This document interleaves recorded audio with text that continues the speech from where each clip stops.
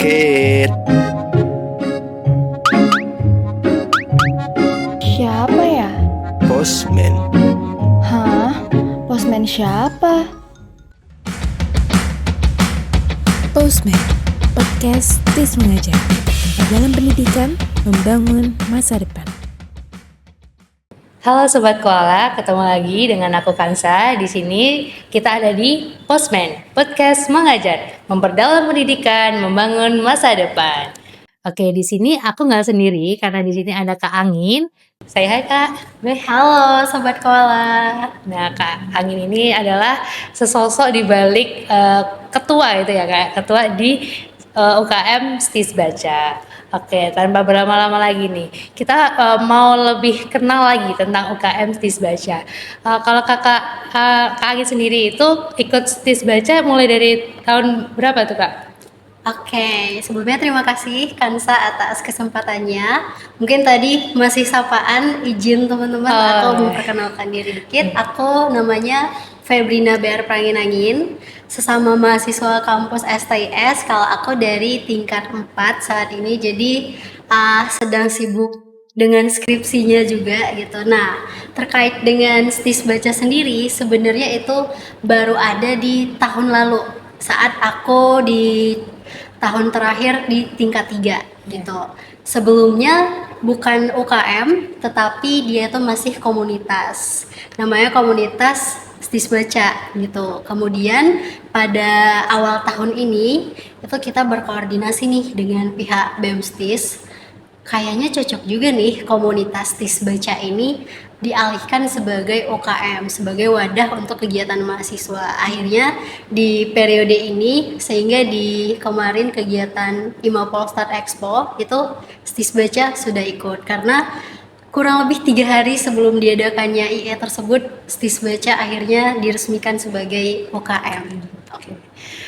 Dulu berarti kakak ini ikut komunitasnya terlebih dahulu berarti ya? Betul. Nah dulu tuh apa sih kayak motivasi ataupun kayak ingin masuk ke komunitas UKM STIS Baca ini, alasannya apa gitu Kak?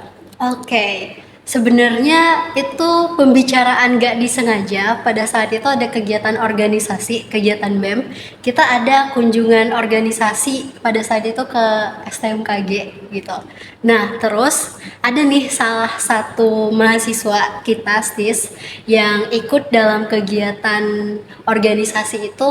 Dia tuh aku lihat-lihat kayak diem aja gitu, nggak berkolaborasi dengan yang lainnya. Dan pada saat itu dia ada bawa earphone gitu, jadi dia pakai earphone mungkin untuk supaya orang-orang tidak mengganggu dia gitu kan. Terus pada kesempatan saat sedang istirahat, aku duduk dekat dia. Pada saat itu aku ada buka satu buku gitu.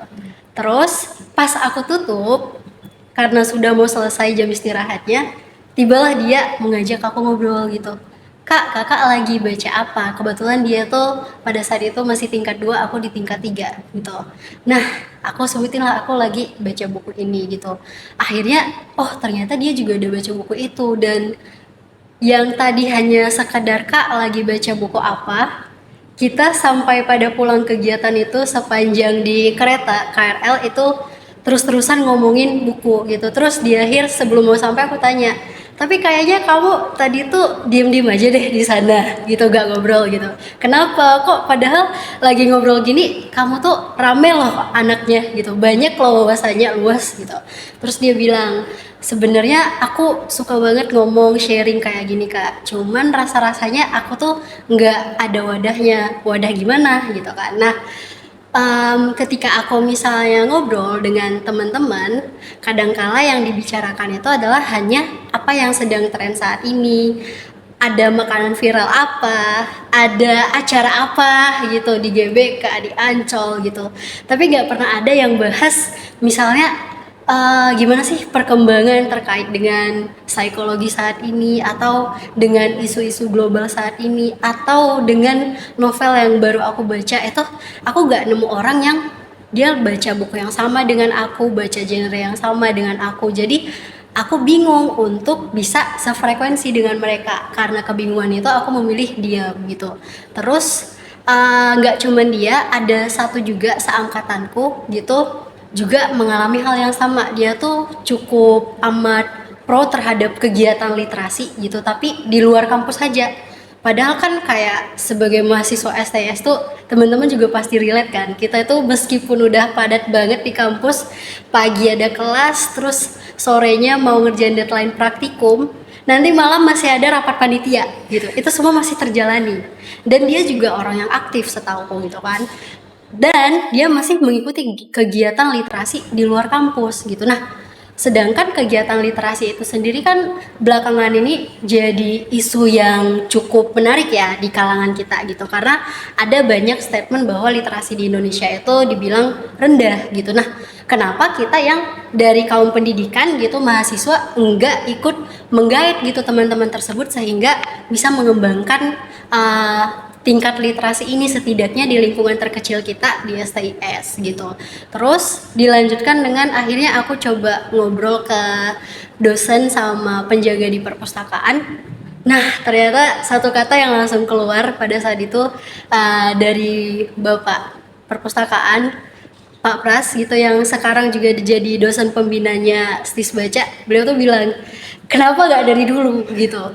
Nah, ternyata dari satu kata tersebut juga akhirnya semua prosesnya, bahkan untuk berurusan dengan Wadir 3 kemahasiswaan, berurusan dengan BEM, DPM sampai ke sidangnya, itu perjalanannya bisa dibilang amat sangat mudah gitu, sehingga akhirnya terbentuklah STIS Baca ini gitu. Wah, berarti Kak Angin ini termasuk kayak perintis gitu ya, perintis dari STIS Baca lah bisa dibilang. Bisa dibilang begitu. Keren banget sih Kak.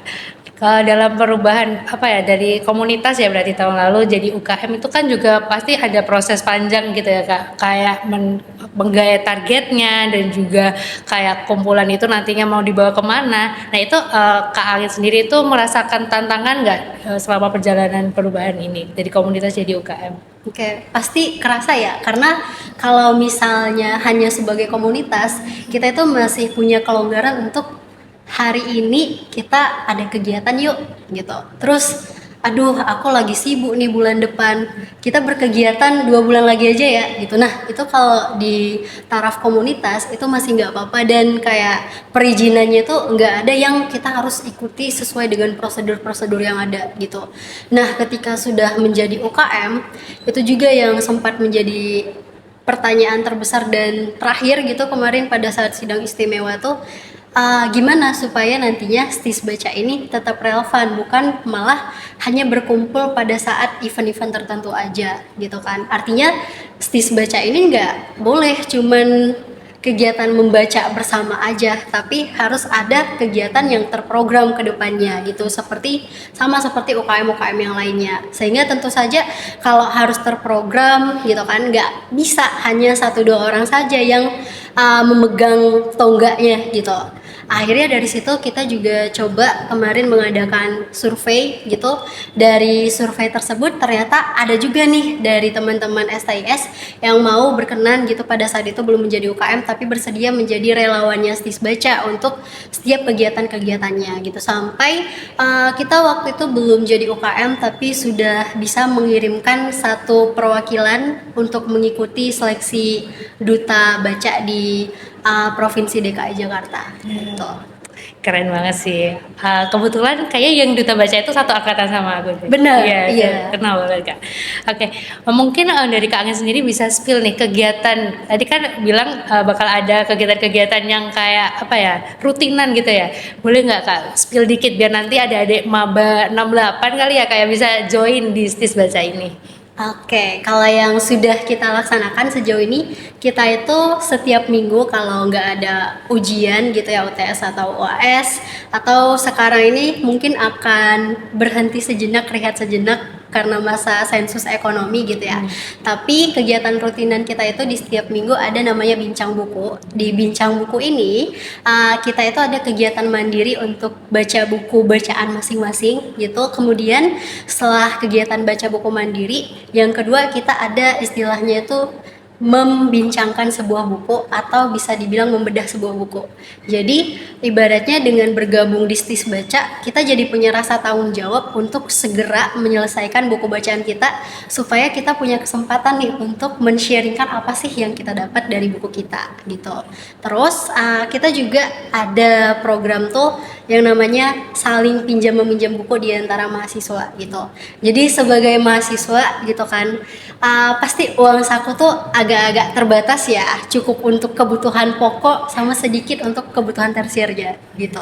Nah artinya kalau misalnya setiap bulan untuk memenuhi hobi kita tadi kita menyisihkan sekian persen budget gitu, mungkin nggak bisa setiap bulan kita menyisihkan sebanyak itu untuk misalnya membeli buku gitu. Apalagi kita bandingkan lagi tuh antara buku-buku nasional gitu dengan buku-buku terjemahan. Itu biasanya buku terjemahan tuh lebih mahal gitu. Nah, ada budget yang khusus gitu. Kalau kita harus memaksakan diri untuk membeli yang bahkan malah membuat kita menjadi memiliki sistem keuangan yang tidak sehat, justru kurang bagus kan gitu. Nah, makanya kita ada yang namanya sistem saling pinjam buku. Jadi mungkin saja kamu punya buku yang bagus, menarik, dan mungkin itu masuk ke wishlistku, tetapi belum mampu untuk aku beli gitu. Nah, kita mewadahi untuk saling meminjamkan buku itu dengan syarat tentu saja saling menjaga gitu. Terus kita juga berencana, ini baru setelah menjadi UKM kemarin, tetapi karena ada baru-baru ini kita langsung UTS kan kalian gitu ya, terus ini langsung ketemu sensus gitu. Kita itu kedepannya akan ada semacam, nggak cuman untuk eksklusif terhadap anggota Stis Bacanya gitu, tapi di depan perpustakaan itu akan ada buku-buku mahasiswa gitu. Maksudnya gimana? Karena kalau buku-buku kampus itu sebagian besar hanya buku-buku ilmiah, buku-buku akademik gitu. Nah, maka kita juga saling menyumbangkan buku untuk dipajang di depan perpustakaan dan tidak hanya dinikmati oleh anggota UKM Stis Baca, tapi terbuka untuk seluruh teman-teman mahasiswa STIS gitu. Nanti ada petugas piketnya dari kita yang akan menangani dan mengakomodirnya. Mungkin itu sih yang sedang dilaksanakan sekarang. Seru banget ya pastinya kegiatan-kegiatan dari UKM Stis Baca ini.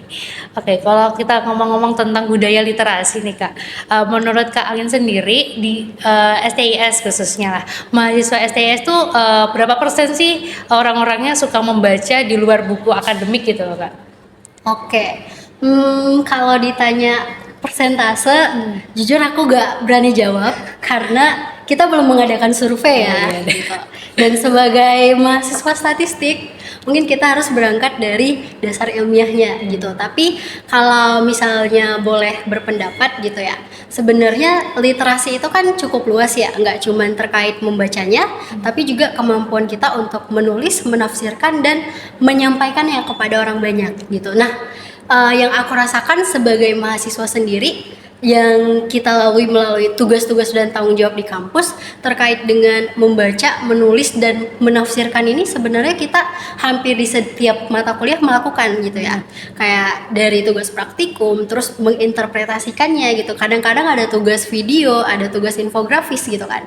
Jadi bisa dibilang semua kita sebenarnya sudah punya gitu ya literasi itu, tetapi mungkin yang menjadi catatan adalah seberapa dalam mahasiswa STS itu paham terkait literasi itu sendiri. Apakah hanya sebatas mengerjakan tugas saja, atau mereka juga bisa memahami kondisi sosial masyarakat gitu. Nah, dan kalau bisa bilang, kalau misalnya kita jarang membaca gitu, selain daripada kewajiban kita gitu, tentu saja kemampuan kita memahami sekitar itu akan kurang. Bahkan memahami diri sendiri pun bisa saja belum mencapai taraf yang maksimal gitu. Jadi mungkin itu yang bisa aku sampaikan terkait literasi di kalangan mahasiswa STS. Oke. Terus kalau di kalangan teman-teman aku sendiri gitu ya Kak, mereka tuh sebenarnya pengen membaca, tapi tuh kadang kayak aku nggak punya waktu. Nah, menurut Kak Angin sendiri itu tuh sebenarnya cuman omong-omong doang, atau memang sebenarnya memang nggak ada waktu gitu Kak? Oke.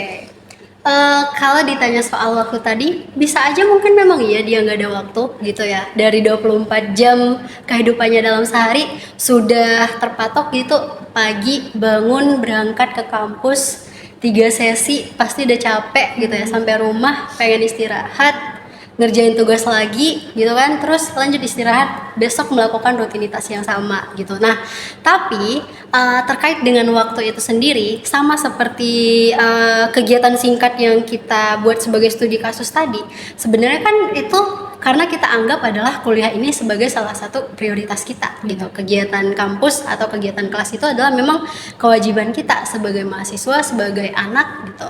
Nah, sama juga dengan membaca. Kalau memang kita merasa membaca itu penting, maka di tengah kesibukan itu pasti kita punya waktu luang gitu. Kayak misalnya meskipun gitu 3 sesi gitu ya, di sela-sela sesi ada kan 20 menit, di sela-sela setelah pulang ke kos pasti kita scroll juga gitu. Kalau memang ada keinginan pasti kita melakukan gitu. Cuman yang mungkin menjadi kendalanya menurut aku dan pernah juga aku alami itu karena sedari awal kita tuh menetapkan target yang terlalu besar gitu. Kayak aku itu merasa suka membaca ketika aku sudah menyelesaikan misalnya 2 buku dalam sebulan. Tapi ternyata di perjalanannya pas aku coba susah gitu. Kadang aku memang benar-benar sesibuk itu sehingga aku usahakan pun cuman 2-3 halaman nih yang selesai gitu. Gara-gara itu terjadilah demotivasi. Nah, mungkin itu yang perlu dikaji kembali, kayak bagaimana kita sebenarnya memahami kegiatan membaca itu sendiri. Jangan-jangan kita sendiri yang menetapkan target yang terlalu besar, karena targetnya terlalu besar terjadi overwhelm dan malah mengarah ke overthinking jadinya gitu. Berarti itu pentingnya manajemen waktu ya guys ya. Oke, selanjutnya tuh kalau semisal di era sekarang ya, era TikTok yang mana scrollnya itu nggak nyampe semenit, jadi langsung scroll, skip dan sebagainya itu. Apakah kegiatan membaca buku ini masih relevan Kak di kalangan remaja ya khususnya, atau kan kalangan anak muda gitu? Oke.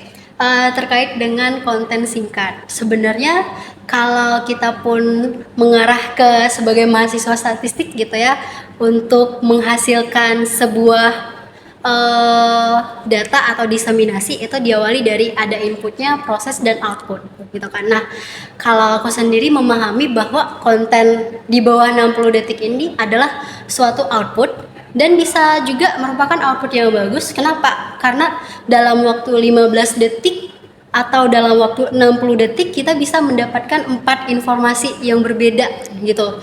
Udah berbeda, terkini lagi.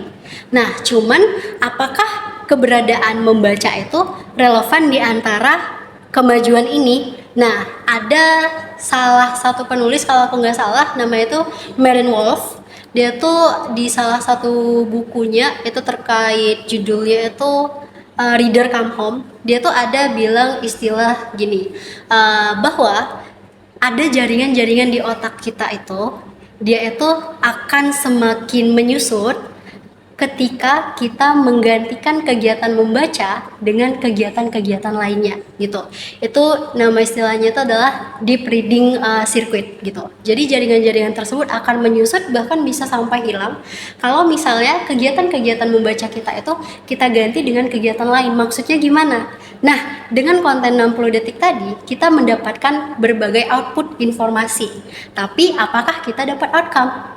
Nah, apa bedanya output dengan outcome? Kalau output ini kita cuma dapat keluarannya aja gitu. Oh, 2 tambah 2 itu 4 gitu. Oh, akar 4 itu 2 lagi gitu. Tapi kalau kita bicara outcome, kita akan bicara bagaimana dampaknya di tengah-tengah masyarakat. Misalnya terkait 2 tambah 2 tadi, kita kaitkan dengan pendapatan misalnya. Kalau misalnya kita punya pendapatan di era ini 2 juta gitu, terus ada lagi pendapatan lain dari side income 2 juta, itu akan sangat membantu perekonomian kita gitu.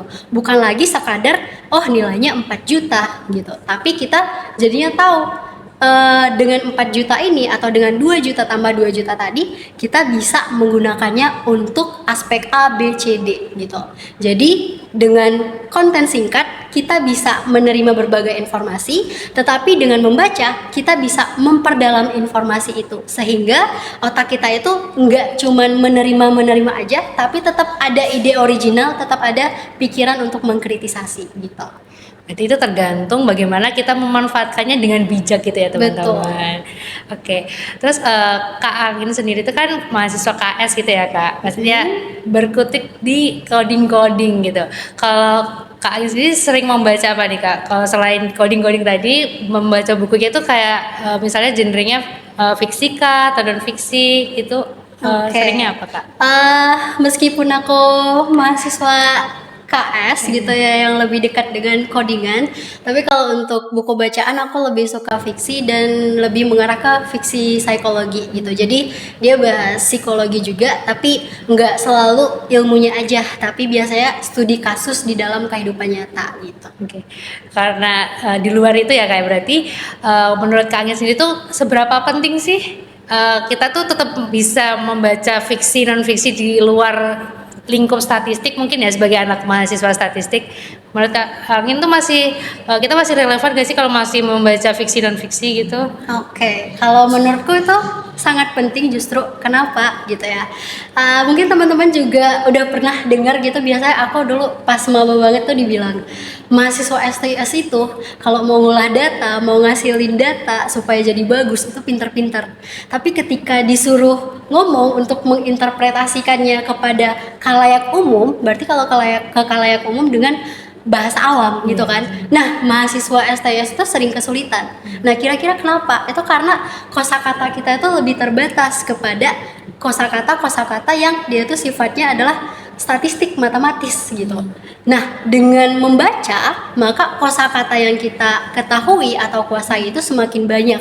Dan juga dengan membaca berbagai genre, kita bisa mengaitkannya dengan berbagai aspek kehidupan. Misalnya gimana? Kayak aku tadi, aku suka dengan konten fiksi gitu kan. Nah, artinya aku bisa mengetahui bagaimana bayangan-bayangan seseorang terkait kehidupannya dan bagaimana aku nanti menerapkannya ke kehidupanku. Terus kita mahasiswa statistik, kita belajar politik gitu ya. Kan kalau dilihat dari keilmuan gak relevan, tapi dengan mengetahui politik, setiap produk statistik ini kita jadi tahu manfaatnya di pemerintahan nanti seperti apa gitu. Mungkin terakhir nih Kak, dari Kak Angin sendiri, mungkin ada satu pesan kali ya untuk teman-teman di Sobat Koala untuk bisa tertarik gitu untuk membaca buku. Oke, mungkin aku kutip ada satu buku yang kurang lebih 10 halaman lagi akan selesai, judulnya Sang Alkemis. Di situ ada istilah jiwa dunia. Jiwa dunia itu intinya adalah yang mengarahkan kita manusia ini ketika menginginkan sesuatu, seluruh alam semesta akan bekerja sama untuk bisa menggapainya untuk kita. Terima kasih untuk Kak Angin untuk waktunya. Semoga kita bisa mendapatkan manfaat dari yang telah disampaikan Kak Angin yang tadi ya. Dan juga terima kasih buat sobat-sobat Koala di rumah yang udah mau menonton dari awal sampai akhir. Sampai jumpa di Postman selanjutnya. Postman, podcast mengajar, memperdalam pendidikan, membangun masa depan.